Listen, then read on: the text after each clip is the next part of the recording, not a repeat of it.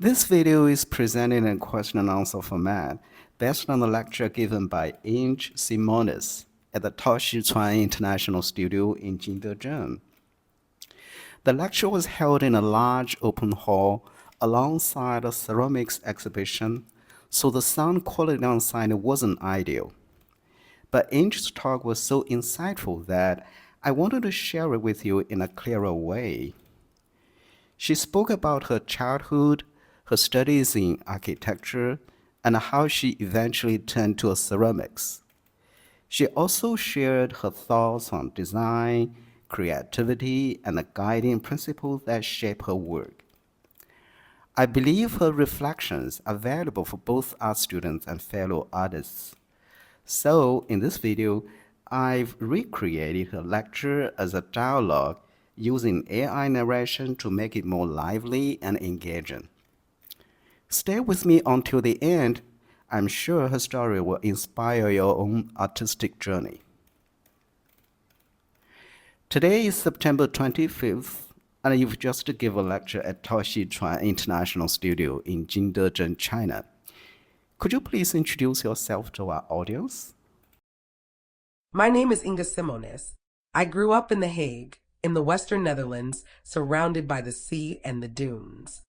My childhood was full of outdoor adventures, building huts in the sand, creating little worlds, and exploring the open landscapes. Every day, I had a 45-minute journey to school, passing the parliament, the shopping streets, and beautiful old houses. Those walks gave me a strong sense of how cities shape our lives, and it made me realize early on that I wanted to become an architect, someone who could design spaces to improve quality of life. Architecture was your first dream. How did you make the transition into design and eventually ceramics? After finishing high school, I went to the Academy for Design and Art St. Jost to study spatial design. In my final year, I came across porcelain for the first time. I thought I would master it quickly, but porcelain humbled me. My first works collapsed in the kiln. At first, I saw them as failures, but then I realized those pieces had a beauty of their own. That was the start of a lifelong relationship with the material. Can you describe that first encounter with porcelain? Yes, I remember one bowl in particular. It was supposed to have a completely different form, but instead, it shrank and warped in the firing, becoming thin and fragile, almost like an eggshell. At first, I was disappointed, but soon, I realized that this so-called failure was teaching me something deeper. It was my first true encounter with porcelain, and from then on, I fell in love with the material. What were the lessons you took from that experience? The lesson was that imperfection can be perfect. I had tried to force my will onto the material to control it, but porcelain doesn't respond to force. It has its own voice. That was the first big lesson it gave me. Did porcelain teach you other lessons as well? Absolutely. Porcelain taught me patience. It doesn't follow your schedule. You have to follow its rhythm. It also absorbs energy. If you're stressed, it shows in the clay. I used to tell my students, if you're tense, leave the clay alone. Working with porcelain reminds me of Tai Chi, the way the defender absorbs and redirects energy. You have to relax, let go, and flow with it. Over the years, how did your work evolve beyond those early experiments? I began with tableware, but gradually moved into more distinctive pieces. One project I'm particularly proud of is the ceramic lamp series called I Wish I Were an Architect. Those lamps were inspired by famous architects and by my own childhood dream of becoming an architect. In many ways, that dream has now been realized, not in buildings, but in small clay lamps that carry an architectural spirit. You describe yourself as a designer. How does that influence your work? As a designer, I always think from the perspective of the user. For example, tableware should never overshadow the food. It should act as a canvas for the chef. That approach guides me in all my work. It's about the experience of the person who interacts with the piece. Could you share some of your design projects inspired by nature or daily life? Yes, for a restaurant near Oyster Banks in the Netherlands, I designed bowls inspired by the sunlight on water. If you look closely, you can see the reflection of light in the porcelain itself. For a Michelin 2-star restaurant in Poland, I combined porcelain with stoneware to create contrasting textures. In another project, I used porcelain's natural flaws. When porcelain sinks in the kiln, most people reject it. But I used that sinking to create basalt-inspired plates, which came from memories of fishing among basalt blocks in Dutch harbors as a child. What's your design philosophy when it comes to nature? My rule is simple: never copy nature literally. Translate it into your own language. Could you give us an example of how you apply that rule? One example is a basalt-inspired vase. At first, I tried plaster and wood molds, but they didn't work. Finally, I experimented with candle wax molds, and that worked beautifully. The vase was eventually sold worldwide, from Hong Kong to London to Los Angeles. Another time, I was inspired by stalactites. I imagined how ice drips from seafood platters, and I transformed that image into ceramic forms. I've even taken inspiration from the chimneys of London, imagining them as vases with flowers rising like smoke.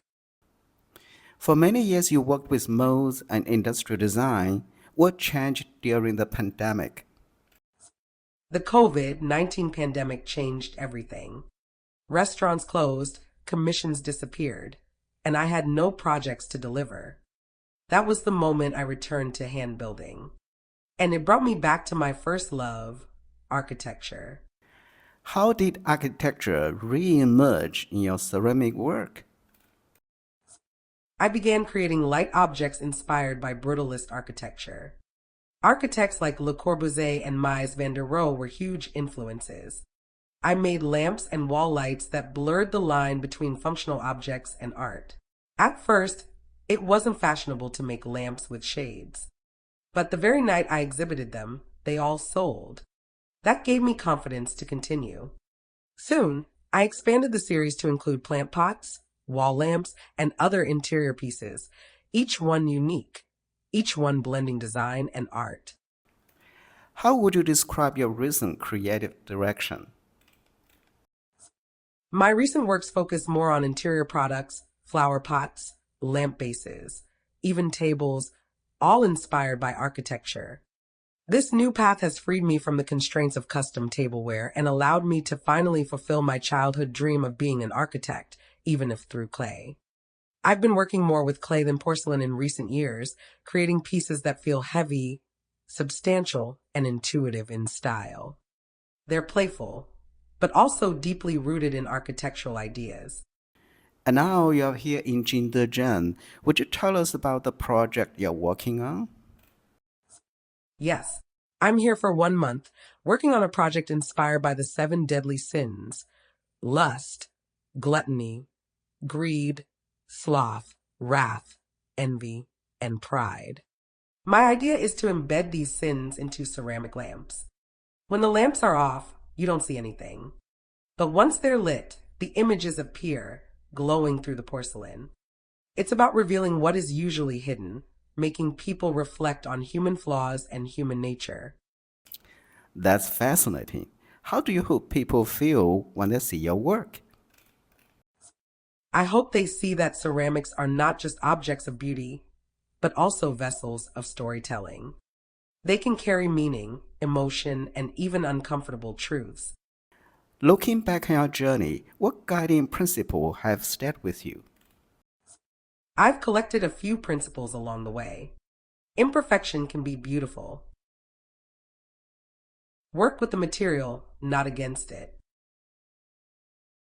Porcelain absorbs energy, so approach it calmly. Use the material's natural properties.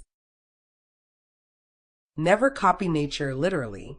Translate it into your own voice. And above all, trust your intuition. From your childhood dream of shaping cities to now shaping porcelain, What has this journey taught you most? It's taught me that design is never just about objects. It's about experiences, about emotions, and about the stories materials allow us to tell. From architecture to porcelain, from tableware to lamps, my work is always about creating connections between people, materials, and ideas.